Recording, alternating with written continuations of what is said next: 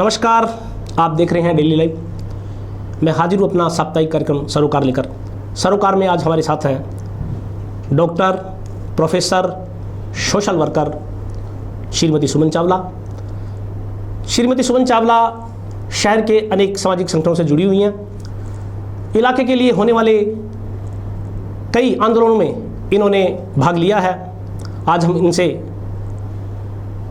वर्तमान में चल रहे घटनाक्रम के बारे में और इसके अलावा राजनीति के बारे में चर्चा करेंगे। आपका हमारे स्टूडियो में स्वागत है। Thank you.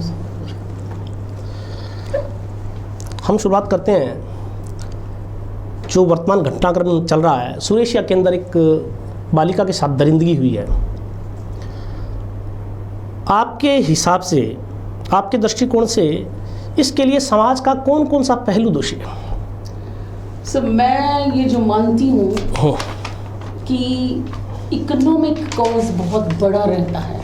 आर्थिक कारण बहुत बड़ा रहता है, चाहे वो गरीबी हो, चाहे वो बेरोजगारी हो, और इसके साथ साथ पैसे की ललक हो, भौतिकता के प्रति जो रुझान जो है कि हमारे पास ज़्यादा से ज़्यादा पैसा हो। वरना एक कोई भी औरत अपनी अस्मिता बेचने को तैयार नहीं होती है पहली बार, और ऐसी औरतें इन चीज़ों में लगती हैं। उनके पीछे कुछ ऐसे घटनाक्रम आते हैं। इससे पहले भी हम लोग लगे थे, हमारे ये स्टेशन है टाउन में, हाँ, उसके पास का एक एरिया था, रेड अलर्ट एरिया कहलाता, टिब्बी रोड। तो उसमें हमने बहुत साल काम किया है इस बात पे। एकलव्य आश्रम वहाँ हुआ करता था, उसके थ्रू हम वहाँ पर लोगों से मिले थे। और वहाँ पर जब हम लोग गए तो हमने कई औरतों से मिले, तो उन्होंने एक बात कही कि हमारे पास काम नहीं है। जब उन्होंने ये बात की तो मुझे आज भी याद है कि हम एज सोशल, मतलब एनएसएस की प्रभारी के नाते हम अपने बच्चों को लेके गए थे। मैं और थी अनीता मैडम थी, हम 2 प्रभारी हुआ करते थे। हमारे साथ करीब 60-70 बच्चियां गई थी। तो उन्होंने उस समय कहा कि हम दिवाली की अपनी बचत करके, पटाखे इस बार नहीं चलाएंगे, उस बचत से हम इनको सिलाई की मशीनें देते हैं। और सिलाई की 8 मशीनें हम लोगों ने उनको दी।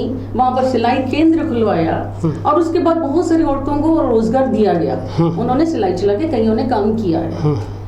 तो जरूरत इस बात की भी होती है कि किस तरीके से हम उनको मोटिवेट करते हैं। लेकिन फिर आज की डेट में मुझे फिर पता चलता है कि उस सुरेशिया के कांड होने के बाद कि वहाँ पर आज भी वैसा ही धंधा चल रहा है।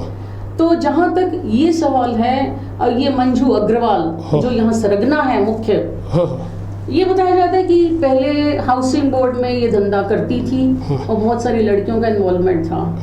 कुछ सामाजिक राजनीतिक संगठनों ने उसके विरुद्ध आंदोलन किया और उसको वहाँ से बहिष्कार किया गया और उसको वहाँ से निकाल दिया गया। उसके बाद वो सुरेशिया में आ जाती है। और कल यहाँ तक बातें चल रही थी कि बहुत सारे ऐसे लोग, वो कहती है जो धरने में बैठते हैं वो भी मेरे यहाँ आते हैं।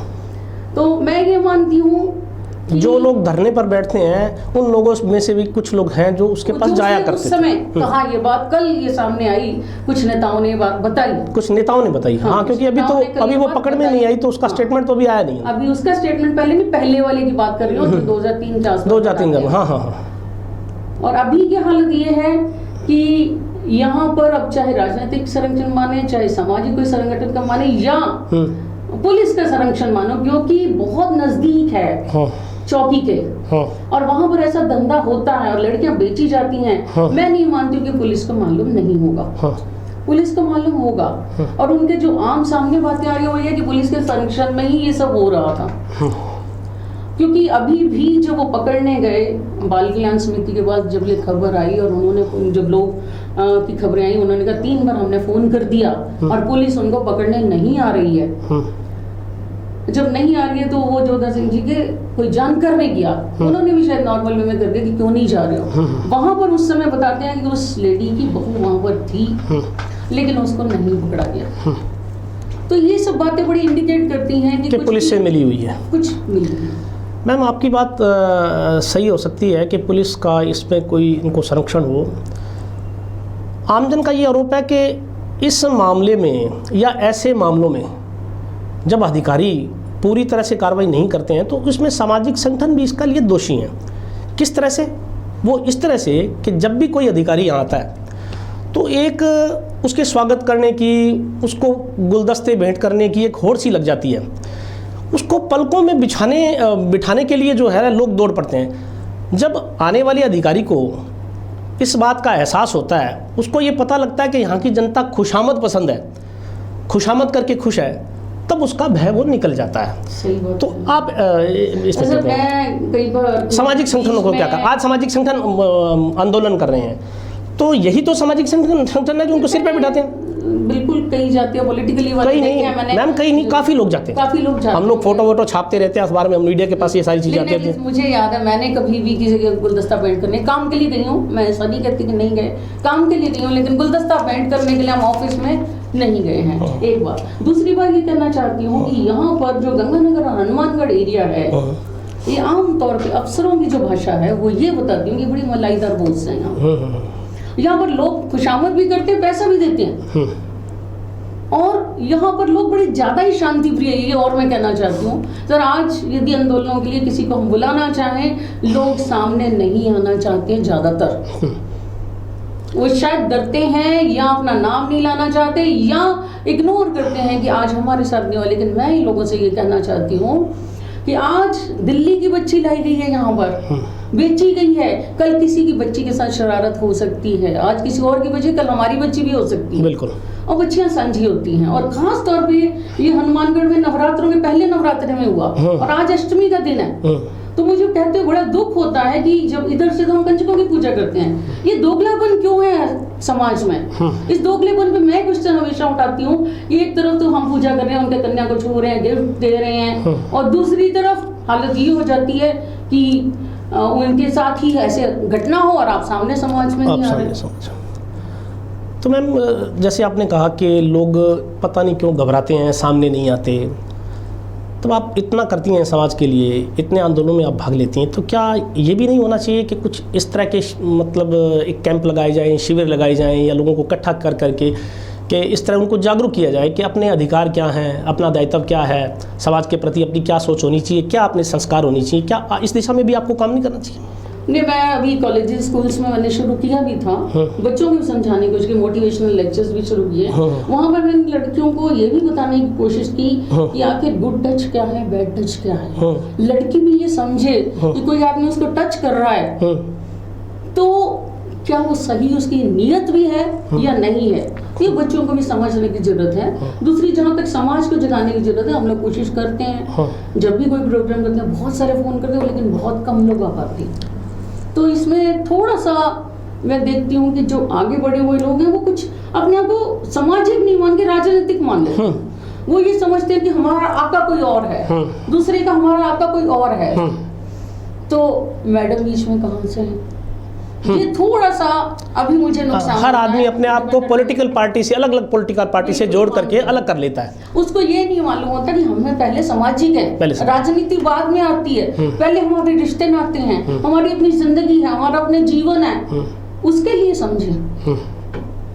जिस तरह से पिछले दिनों दुर्घटना हुई और 20-22 लोग मारे गए, उसके बाद स्थितियों में कोई परिवर्तन नहीं हुआ। हालात ये है कि आज भी वहाँ से, आज भी टाउन से रावतसर के लिए, टाउन से लखोवाली के लिए वैसे अवैध वाहन चल रहे हैं। कोई उसके अंदर कुछ इतनी बड़ी घटना के बाद भी कोई नहीं। सर, मैं ना सरकारी नौकरी में रही हूँ 2 साल, मैंने जो महसूस किया, इस सरकारी नौकरी में जो व्यक्ति होता है ना, वो ये गिनता है कि कितने घंटे मुझे पूरे करने, आज के दिन की तनख्वाह बन गई। सच्चाई बता रही हूँ मैं आपको, लोगों की जो मेंटेलिटी मैंने देखी वो ये कि आज की तनख्वाह बन गई, आज सुख शांति से गुजर गया, बस धन्यवाद भगवान का। और उसमें उनको सरोकार नहीं रहता कि हम इतनी तनख्वाह ले रहे हैं तो हमें उसके लिए समाज को कुछ देना भी चाहिए, हमारी कुछ ड्यूटीज भी हैं, हम अधिकार चाहते हैं, हम चाहते हैं हमें सब कुछ मेहरबानी सरकार है, लेकिन उसके पीछे कर्तव्य क्या है, हमारा दायित्व क्या है, वो भूल जाते हैं। सही। तो यहाँ पर भी क्या होता है कि अब इतने लोग मर गए तो उनको ये दर्द महसूस नहीं होता है कि ये भी किसी के घर का बच्चा होगा, उसका घर कितना उजड़ गया होगा। कम से कम यदि हम आज 2-4 लोगों को रोक कर कोई 2 घर भी बचा दें तो कम से कम हमारी जिंदगी सफल होगी। तो मैम, क्या कारण है, क्या हम इतना संवेदनहीन क्यों होते जा रहे हैं? क्या इसके पीछे क्या समझती हैं आप? कि कोई दर्द नहीं होता है, कोई मर जाता है, कोई इस प्रकार की घटना होती है बच्ची के साथ, तब हम लोग नहीं आते हैं, कोई आंदोलन नहीं करते हैं, किसी का विरोध ही नहीं करते हैं हम? तो इतना संवेदनहीन, इतना संवेदनशील क्यों होते जा रहे हैं? एक सच्चाई ये है कि हर जगह चाहता है कि भगत सिंह होना चाहिए, लेकिन पड़ोसी, लेकिन वो पड़ोसी का हो, मेरा बच्चा नहीं होना चाहिए। मेरा बच्चा तो सवेरे उठे, आराम से रहे, हम आराम से जिंदगी जिए, थोड़ा बहुत पूजा पाठ करें और हमारा काम पूरा हो गया, बस इतने से वो खाओ पियो मस्त रहो, ये वाली नीति लोगों ने ज्यादातर ने अपना रखी है। लेकिन हमारा समाज के प्रति कोई कर्तव्य है उसको ज्यादातर हम लोग नहीं मानते हैं। और जहाँ तक ये बच्ची का सवाल है, ये दिल्ली से आई है और समाज को होना चाहिए था कि ये बच्ची जो 14 साल की, उसका दर्द को तो महसूस कर सके। मैं गई थी उस लड़की को देखने के लिए, वो बात पर रो रही है, लेकिन हम लोगों ने उसको बहुत मोटिवेट किया कि बेटा तेरे कारण से बहुत सारी जिंदगियां बच सकती हैं। आज तू अपनी बात सही बोल देगी तो पता नहीं कोई और 10 बच्चियां जिनके साथ ऐसा होना था वो शायद हम लोग बचा पाए। मैंने जिंदगी का एक मकसद सर अपने लिए भी ये बना रखा है। कई बार मैं रामायण की कथा सुनाया करती हूँ लोगों को कि सुंदरकांड में जब पत्थर से पुल बना रहे थे सभी, उस समय गिलहरी हुआ करती थी, वो पानी में भीग के आती थी, थोड़ी सी रेत में लिपटती थी और चली जाती थी वापस। तो किसी ने ये पूछा कि तू जो है ये क्या कर रही है, इससे तेरा पुल थोड़ी बनेगा। लेकिन उसने एक जवाब दिया था कि मैं पुल बनाने में जितनी मदद मेरे हैसियत है वो कर सकती हूँ, उतना करूँ। हाँ बिल्कुल। तो आज हम लोग भी अपनी हैसियत जितना कर सकते हैं समाज के लिए उतना करना चाहिए, समाज के लिए उतना करना चाहिए। समाज ने हमें दिया। हाँ। आज हम जो भी हैं वो समाज की देन है। बिल्कुल। आज चाहे वो धन हो, चाहे मान सम्मान दिया, जो लोगों ने प्यार दिया, उसके प्रति हमारा कर्तव्य हम कुछ वापस करें। बिल्कुल बिल्कुल। तो एक सोशल कमिटमेंट है, उस कारण से ये करते। बिल्कुल। मैम आप बाल कल्याण समिति की अध्यक्ष भी रही और इस धंधे की अपन बात कर रहे हैं कि ये वेश्यावृत्ति का धंधा या हनुमानगढ़ टाउन में भी चल रहा है और जंक्शन में भी चल रहा है, और आपने बताया कि टाउन में टीबी रोड पे भी चलता है, तो ये तो वर्षों से चलता आ रहा है। आपने क्यों आवाज़ नहीं उठाई पहले? सर मेरे सामने तो भई गईयाँ लड़कियां तो जरूर आई हैं जो भाग के लड़कों के साथ आई हैं। तो उनको हमने मोटिवेट भी किया, उनके घर में वापस भी भेजा। इसके साथ हमने जो काम उस टाइम पे किया था, जो हमारे सामने था, होटलों से हमने बच्चों को निकाला जो 13-14 साल के बच्चे पढ़ते थे और काम करते थे, बर्तन साफ करते थे। नहीं उस समय हमारे सामने ये सब बिल्कुल। आपने छोटे छोटे बच्चों को वो जो बंधक बनाए हुए थे या 100-200 रुपए मंथली उनको रखा गया था, उनको हमने तो उन लोगों ने आपने काफी बच्चों को आजाद करवाया। हाँ, जो घूम के आए थे हमने बिहार तक, यूपी तक पता लगा के इंटरनेट से उनकी पुलिस से बात करके वो वापस भी भिजवाए। नहीं अपन तो उस समय ये मुद्दा हमारे सामने नहीं आया, हम लोग करते नहीं आया, लेकिन ये मुद्दा तो बहुत पुराना है और चल रहा है, लेकिन आया नहीं। चलो कोई बात नहीं। मैम ये जो दरिंदगी हुई है और पुलिस अब जांच कर रही है, आप क्या समझती हैं पुलिस ईमानदारी से जांच करेगी या इसकी किसी बड़ी एजेंसी से, सीबीआई जैसी एजेंसी से इसकी जांच होनी चाहिए? जैसे आप बता रही हैं, जैसे सुनने में आ रहा है, जैसे पुलिस भी बता रही है, वो बच्ची भी बता रही है कि बहुत लोग जो है इस धंधे में आए हुए थे और बहुत लोगों को ये बच्ची भेजी जाती थी और होटलों में भी ये सब होता था। तो जब इतने बड़े बड़े लोग इसके अंदर शामिल हैं तो संशय पैदा होता है कि इसकी जाँच हनुमानगढ़ में सही हो पाएगी या ईमानदारी से कोई अधिकारी इसकी जाँच करेगा? सर एक्चुअली मैं आपको बताऊं कि 5 दिन तक तो मुकदमा ही नहीं यहाँ पर किया गया और ये कहा गया कि ये मुकदमा दिल्ली में है तो यहाँ नहीं हो सकता। तो हम लोगों ने एक ही बात उठाई कि दिल्ली में घूमने का या अपहरण करके ले जाने का मुद्दा था। जब लड़की मिल गई तो वो मुकदमा तो खत्म हो जाता है। उसके साथ हनुमानगढ़ में क्या दुष्कर्म हुआ वो तो हनुमानगढ़ का मुद्दा है, तो नया केस होना चाहिए। तो 5 दिन की मशक्कत के बाद, लोगों के विरोध के बाद, जब सब संगठन निकलने लग गए बाहर, कैंडल मार्च, उसके बाद रात को ये मुकदमा किया गया। तो उसके बाद हम लोग कल मिले थे एसपी साहब के साथ। तो एसपी साहब हमें आश्वासन तो दिया कि 1-2 दिन में ये मुकदमा मतलब मंजू अग्रवाल मिल जाएगी और ये सब काम होगा, आप निश्चिंत रहिए। तो उसके बाद हमने फ्राइडे तक का टाइम उनको दिया है। फ्राइडे को हम दोबारा मिलेंगे। तो पूरी उम्मीद है कि पुलिस इसके साथ न्याय करेगी। मैम शिक्षक राजनीति में आए, बहुत अच्छी बात है। आपने एक बार कहा था कि मैंने आपका स्टेटमेंट एक बार पढ़ा था, आपने कहा शिक्षा मेरा प्रोफेशन नहीं है, मेरा शौक है। और इस शौक़ को छोड़ करके आप अच्छी भली सरकारी नौकरी कर रही थी, उसको छोड़ करके आप राजनीति में आई, क्या मंशा, क्या सोचा आपने? सर मैं बता दूं कि मेरे पेरेंट्स भी टीचिंग प्रोफेशन में थे। हाँ। और मैंने भी कॉलेज में टीचिंग 1981 में शुरू की। हाँ। जब मैं सिर्फ अंडरग्रेजुएट में आई थी तब मैं 18 साल की थी, क्योंकि मैंने 17.5 साल में MA कर लिया था और 10th क्लास मैंने 11.5 साल की एज में किया, जो इंडिया का एक रिकॉर्ड था उस टाइम पे। सरोजनी नायडू का रिकॉर्ड 12 साल का था, मैंने 11.5 साल। आपने कहाँ से किया MA? क्या? अमृतसर। हाँ, अमृतसर पंजाब से। ठीक। उसके बाद जब 85 में मेरी शादी हुई, उसके बाद मेरा RTS का मन था। मैंने लॉ किया यहाँ से, NMP लॉ कॉलेज जो है टाउन में। हाँ, नरमोविल विधि कॉलेज से। बिल्कुल, वहाँ से मैंने LLB किया है और 86 से लेके 89 तक। लेकिन फिर पारिवारिक स्थितियाँ ये हो गई कि हस्बैंड प्राइवेट प्रैक्टिस में आ गए, तो मैंने अपनी टीचिंग कंटिन्यू रखी। उसके बाद मैंने MPhil किया और अभी 2016 में मैंने अपना PhD कंप्लीट किया। लेकिन इसके साथ साथ जो मैंने अपने परिवार से सीखा, जो समाज से सीखा कि हम समाज के लिए भी कुछ कर सकते हैं। टीचिंग के लिए लोग हैं भी। टीचिंग आज कई बार मुझसे लोग पूछते हैं कि आप इतनी बड़ी तनख्वाह छोड़ के, मैं गवर्नमेंट कॉलेज में थी लास्ट मनोहर में, उस टाइम पे जिस दिन मैंने छोड़ा था मेरी तनख्वाह 1,10,000 थी। आज यदि मैं वहीं होती तो 1.5 लाख से ऊपर हर महीने ले रही होती। लेकिन ये सब मैंने छोड़ा और मैं लोगों को कहा भी करती थी कि यदि मैं नौकरी 9 साल और करूँगी, 51 साल की उम्र में मैंने छोड़ी, 60 साल तक मैं करती तो मैं करीब 2 करोड़ और कमाती। बात तो मैंने नहीं, मैं आपको मैं समझ गया। मैं समझ गया मैम।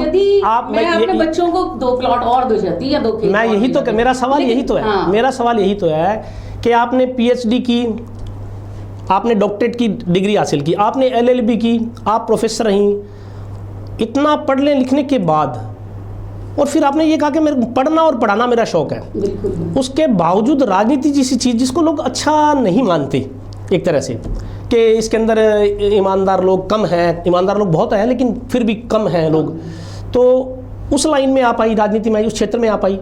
तो मैं यही कह रहा हूँ कि क्या राजनीति का शौक जो है वो शिक्षा के शौक पे हावी हो गया? नहीं, ऐसा नहीं है। शिक्षा मैंने छोड़ी नहीं। आज भी मेरे से 3-4 दिन पहले चेयरमैन आए हुए थे DAV वाले, तो उनसे बात चली तो उन्होंने कहा मैडम आपने क्यों छोड़ा? मैंने कहा तब मैं एक कॉलेज में पढ़ाती थी जिसमें कुछ स्टूडेंट्स होते थे। आज मैं हर कॉलेज स्कूल में जाती हूँ। मैं ज़्यादा स्टूडेंट से इंटरेक्ट कर रही हूँ। मैंने छोड़ा नहीं है उन सबको। लेकिन मैंने ये महसूस किया कि मैं एक कॉलेज में सिर्फ एक सब्जेक्ट पढ़ाती हूँ, उसकी बजाय मैं बहुत सारे अपने एक्सपीरियंस, जो मेरा 32 साल का एक्सपीरियंस है, उसको मैं ज़्यादा बच्चों को दे रही हूँ।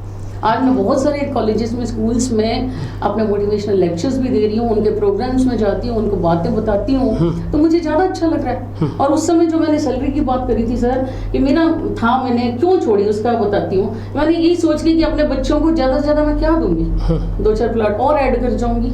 लेकिन इसकी बजाय यदि मैं कुछ लोगों को या अपनी ज़िंदगी में खुशी दे पाऊँ तो मुझे ज्यादा अच्छा लगा, मुझे अपना सौभाग्य महसूस मतलब आप और मैंने जिंदगी का एक मकसद बनाया था। जब मैं पारिवारिक परामर्श केंद्र में काम करती थी तो मैं एक ही जवाब देती थी उस टाइम पे भी, कि यदि एक रोते हुए बच्चे को, जब मैं देखती थी कि पेरेंट्स अलग अलग हैं और उस बच्चे की स्थिति क्या है, और जब वो मिलते थे तो उनके बच्चों की जो आंख में जो चमक आती थी सर, मुझे उससे खुशी मिलती। नहीं, अच्छी बात है। इसलिए मतलब आप राजनीति के साथ साथ अध्यापन का कार्य भी जारी रखे हुए हैं।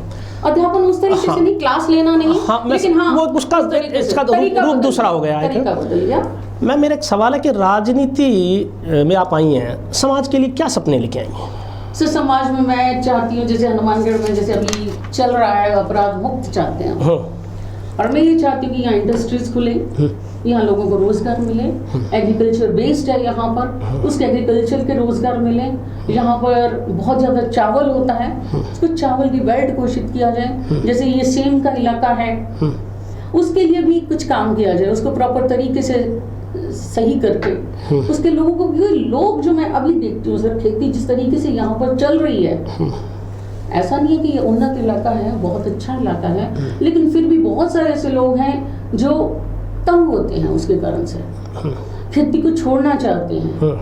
तो हम लोग ये चाहते हैं कि उनकी इनकम बढ़े और यहाँ पर आर्थिक रूप से लोग संबल हों, सामाजिक रूप से भी संबल हों, और आगे बढ़ने का एक सपना जो बच्चों का है उनको हम पूरा कर पाएँ।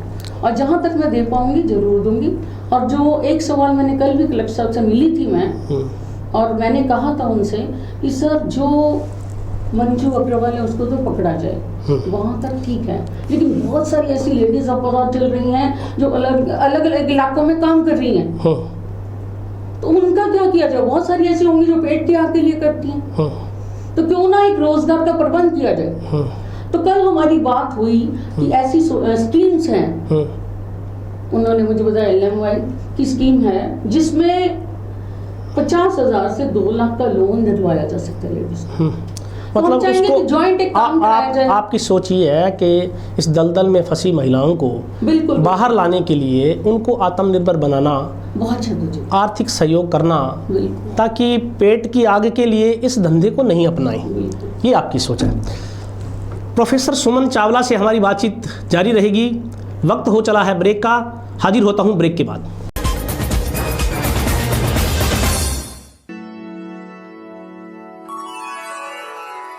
यूं तो कई बार मुझे हंसते देखा है, पर ये हंसी कुछ और है।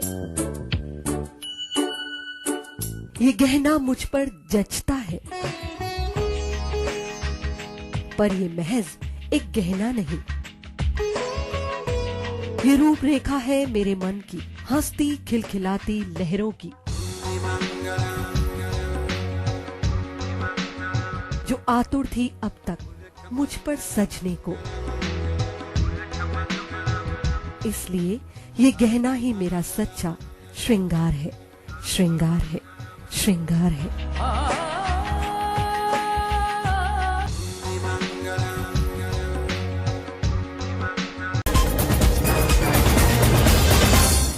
हाजिर हूँ ब्रेक के बाद। हम बात कर रहे हैं सामाजिक कार्यकर्ता डॉक्टर सुमन चावला के साथ। मैम, मीडिया हो या सामाजिक संगठन, सबके सबका ध्यान या तो अपर क्लास की समस्याओं की ओर से है या मिडिल क्लास की समस्याओं की तरफ है, जबकि अपर और मिडिल से भी नीचे बिल्कुल एक निचला तबका है जिनकी बहुत सी समस्याएं हैं, जो झुग्गी झोपड़ी में भी रहता है, उनकी महिलाओं की बहुत सी समस्याएं हैं। आप लोग उनके लिए कोई काम क्यों नहीं करते?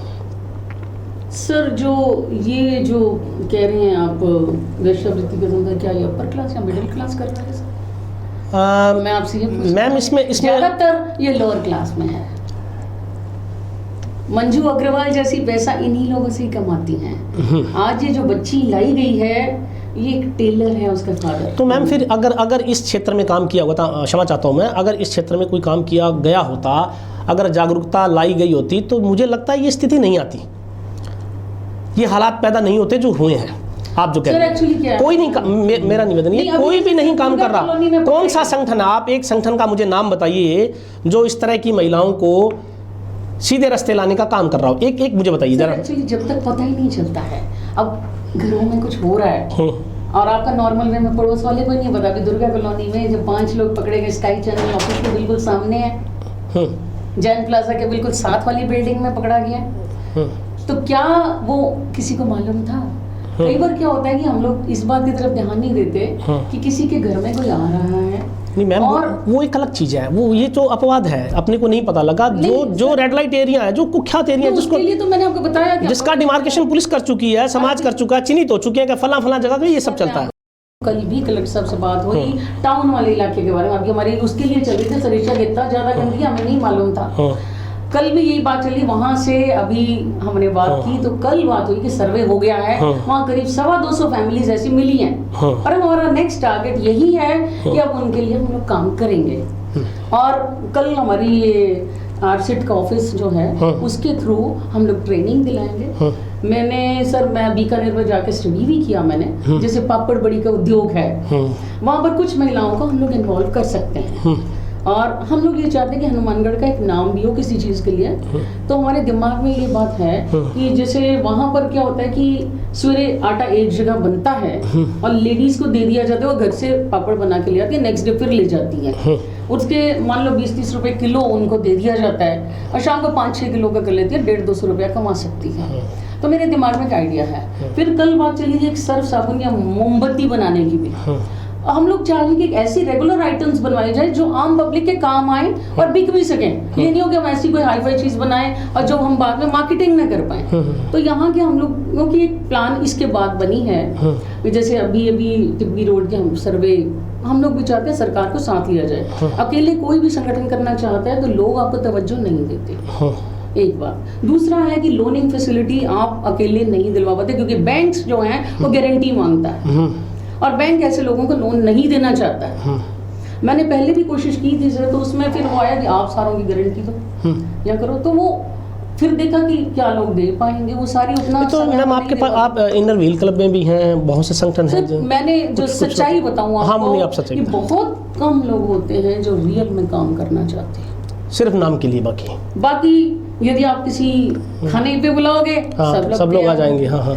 यदि आप सामाजिक काम के लिए बुलाना चाहोगे तो आपके 2-4 लोग ही ऐसे मिलते हैं जो सच में काम करना चाहते हैं। बिल्कुल, ये भी जीवन की एक सच्चाई है। हमने लायंस क्लब में भी, बिल्कुल आप सही फरमा रहे हैं, रोटरी में भी रहे, इनर व्हील में भी रही, मैंने सोशल वेलफेयर सोसाइटी भी चलाई, लेकिन ज्यादातर लोग सिर्फ अपने आप के बारे में सोचते हैं। ये मैम आप जो बता रही हैं कि आर्थिक रूप से उनको मजबूत करना या उनकी सहायता करना, इसके साथ साथ मेरे ख्याल से संस्कार भी ज़रूरी हैं। हम अपने बच्चों को संस्कार ऐसे दें, ऐसे अपने बेटों को संस्कार दें कि वो ऐसी जगह पे नहीं जाएं, तब भी जाकर के मुझे लग रहा है थोड़ा सा मैं जो आपने पहले भी मुझसे पूछा था कि आपने एजुकेशन को छोड़ा, तो मैं आज जितने भी स्कूल के फंक्शन पे जाती हूँ सिर्फ एक बात बोलती हूँ, पहले माँ अपने आप को बदल ले, क्योंकि प्रथम गुरु जो है वो माँ है, किसी भी बच्चे की माँ है। हाँ, संस्कार भी घर से मिलते हैं। बिल्कुल, वो सारे टीवी सीरियल्स में खुद को बिजी रखती है, वो बच्चे भी वही बनेंगे। आगे जो हम लोग होते थे, नानी दादी कहानियां सुनाती थी, रामायण और महाभारत कहानियां सुनाई जाती थी। आज वो बच्चा स्पाइडरमैन देख रहा है, वो कार्टून फिल्में देख रहा है और उसका असर आ रहा है बच्चे पे। तो ये माओ के लिए बहुत ज्यादा जरूरी है कि पहले वो अपना एक फर्ज समझे। और मैं हर जगह पे ये बात बोलती हूँ कि पहले अपने आप को धरती से जोड़ो, संस्कारों से जोड़ो, पारिवारिक मूल्यों के साथ जोड़ो। और सच्चाई ये है कि अकेली महिला दोषी नहीं है, महिला के पास जाने वाला तो पुरुष ही है जी। तो अपने लड़कियों को तो हम कह देते कि तुम यहाँ नहीं निकलोगी, 7 बजे के बाद नहीं निकलोगी, लेकिन लड़कों को भी वैसे ही संस्कार दें और लड़कों को भी ये समझाएं कि हर लड़की जो है तेरी को उसको बहन की, कल तेरी बहन के सब जैसा हो सकता है यदि वो बड़ा है, समझता है। तो लड़कों में भी महिला सम्मान की एक आदत होनी चाहिए और वो पैदा भी माँ ही करेगी। मैम राजनीति की बात करते हैं। निश्चित रूप से आमजन भारतीय जनता पार्टी सत्तारूढ़ पार्टी है, उसकी नीतियों से कुछ परेशान नज़र आ रही है और स्वाभाविक है, उसके पास कोई विकल्प नहीं है, तो उसका रुझान कांग्रेस की तरफ होगा। उसका रुझान कांग्रेस की तरफ नहीं हो, तीसरा विकल्प पैदा हो, इसके लिए आपके दिमाग में क्या योजना है? अगर कोई योजना है तो उसको क्रियान्वित करने में इतना समय क्यों लग रहा?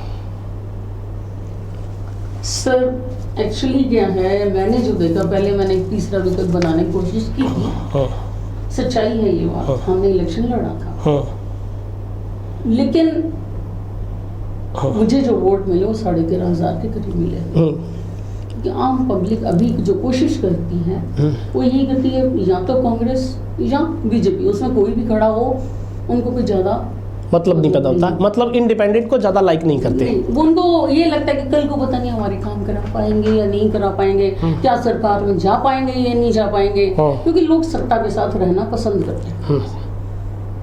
हमारी जो कोशिश है वो ये है कि हम कोशिश करेंगे, बिल्कुल पार्टी में जाने की कोशिश करेंगे, किसी न किसी पार्टी में जाने की मेरे मोस्ट प्रोबेबली कोशिश हमारी। तो मैम फिर आप अन्यथा नहीं लें, आप किसी न किसी पार्टी में जाने का प्रयास करेंगी, तो आपकी खुद की विचारधारा कहाँ है?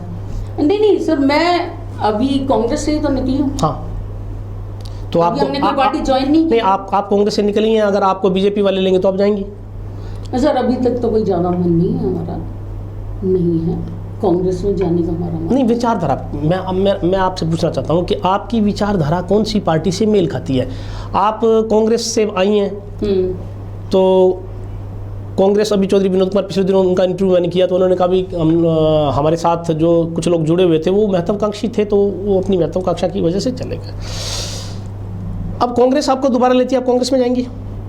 कांग्रेस फिर जाएंगी तो फिर कांग्रेस क्यों छोड़ी? पहले बुरी थी तो अब अच्छी कैसे हो गई कांग्रेस? सर मैं ये जरूर है, आज भी कोशिश करूंगी मुझे टिकट मिले, क्योंकि मेरे को कंपैरिजन में आता ही हूँ मैं, तो मुझे मिलना चाहिए। क्यों नहीं ये कार्यकर्ता को तवज्जो दी जाए? क्या कोई पुश्तैनी हक थोड़ी दिया हुआ है कांग्रेस? बिल्कुल नहीं, तो कुछ बिल्कुल नहीं। हाँ बिल्कुल सही। तो यदि मेरी क्वालिफिकेशन होगी तो टिकट भी लेके आऊंगी। मतलब आप किसी भी पार्टी में जाने के लिए तैयार हैं? नहीं, मैंने ये नहीं कहा। तो विकल्प अभी तक हमने और नहीं सोचा था। अभी इंडिपेंडेंट होगा तो मैं मुकाबला करूंगा। आप निश्चित मतलब मैं ये चाहूंगी कि उनके कंपटीशन में यदि लोग मुझे चाहेंगे तो मैं करूं। मैम आप कह रही हैं मुझे 13,000 के समथिंग वोट आए थे, आपने वो फिगर बताया। आपने बाद में कमियां भी ढूंढी होंगी कि कहाँ कमियां रही कि जो सोचा था वो नहीं हो पाया? सर एक तो पहली बार मैं सवाल पूरा करूं पहले। तो मैम आप देखिए कि जो वोटर संख्या है उसका रेशो रूरल और अर्बन का, शहर का और गांव का 60 और 40 के बीच है। ठीक है। 40% शहर में है और 60% गांव में है। 40% वोटर जो है उसके लिए सुमन चावला का नाम कोई परिचय का मोहताज नहीं है, सब जानते हैं।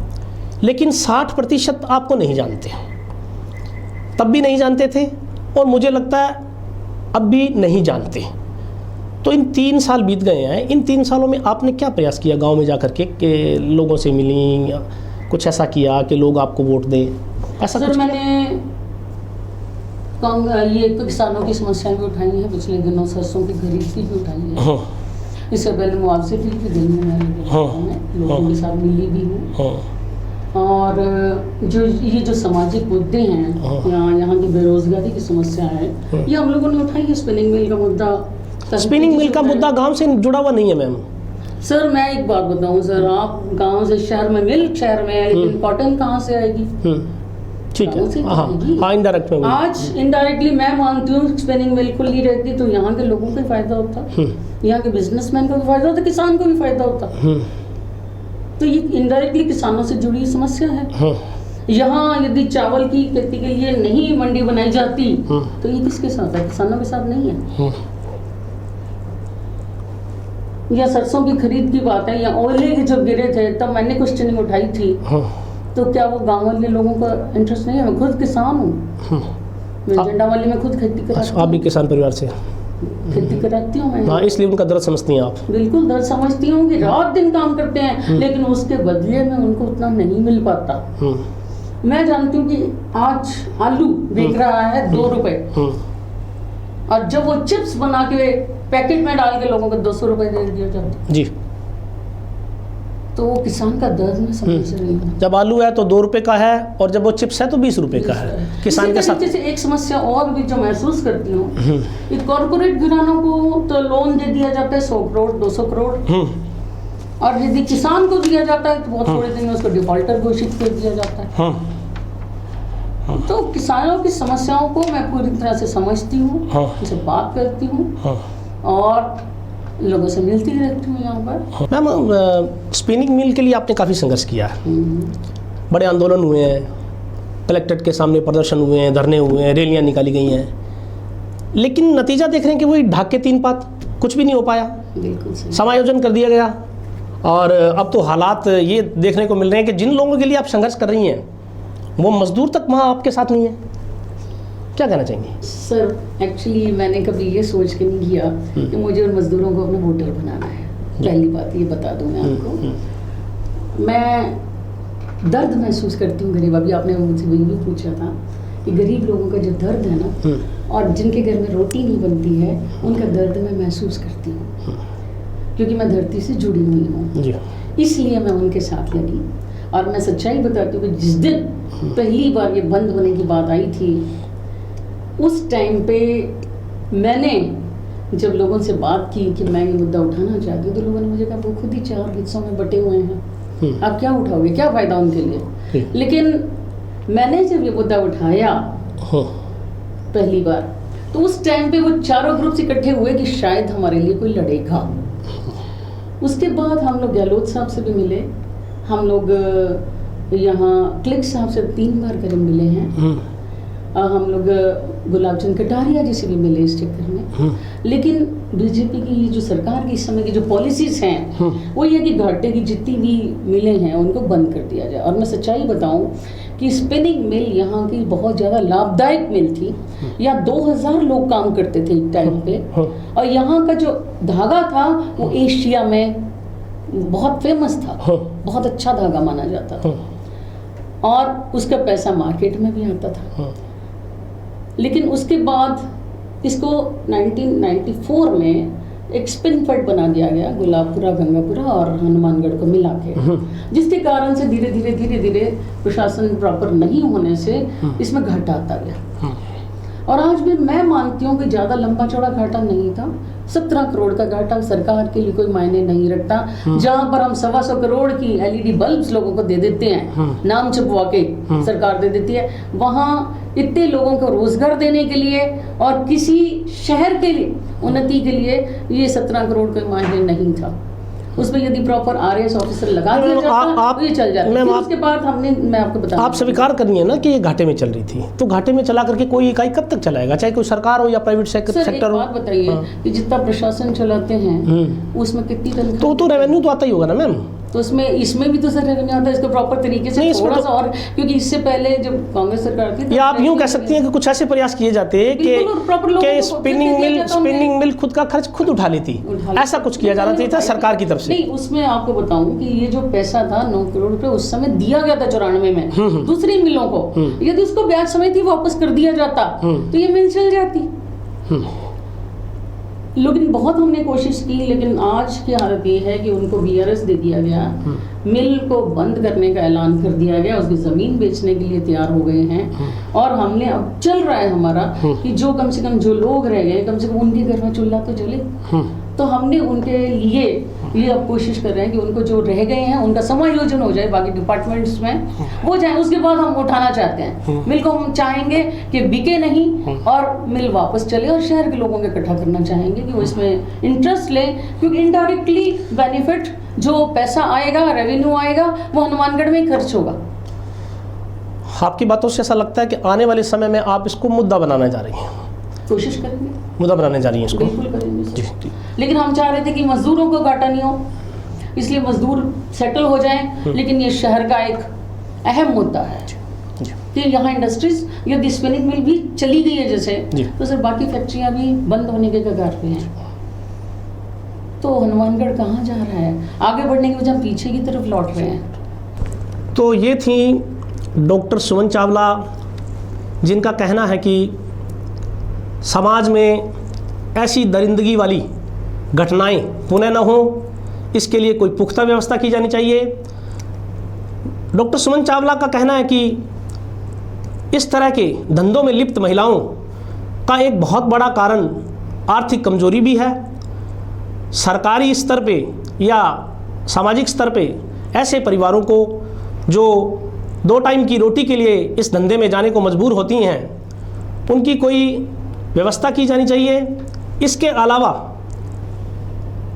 समाज को इस बात पे बहुत गहराई से सोचना होगा कि माँ बाप भी अपने बच्चों को इस प्रकार के संस्कार दें ताकि वे किसी गलत मार्ग पे जाके भटक न जाएं।